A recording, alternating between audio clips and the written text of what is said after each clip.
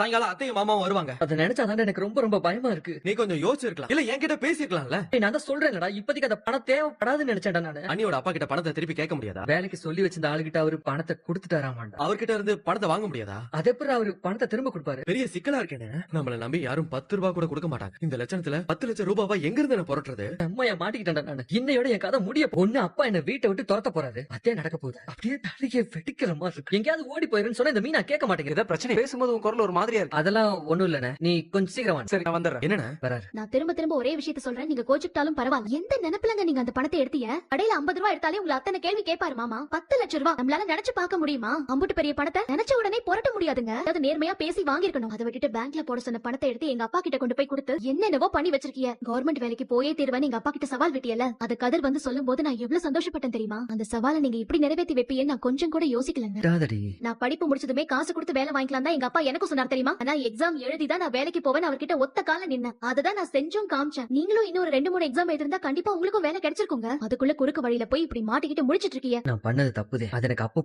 புரியுது. ஆனா அதை திருத்திக்கிற வழிதான் எனக்கு தெரியல. பண்ண தப்புக்கு தண்டனை அனுபவிக்கணும்னா கூட சந்தோஷமா நான் அனுபவிப்பேன். ஆனா எங்க அப்பா தான் தண்டனை அனுபவிக்க போறாரு. நான் பணத்தை எடுத்து வருவேன் நம்பி அத்தையும் மாமாவையும் வீட்டுக்கு வர சொல்லிருக்காரு. அவங்க கேட்ட பணத்தை கொடுக்க முடியாம அவமானப்பட்டு நிக்க போறாரு. அதை நினைச்சாதே ரொம்ப கஷ்டமா இருக்கு. என்னால தாங்கிக்கவே முடியல மீரா. ஆனாலும் நீ நீங்க என்ன சொல்ல வரேன்னு எனக்கு புரியுது. இதெல்லாம் நான் முன்னாடியே யோசிச்சு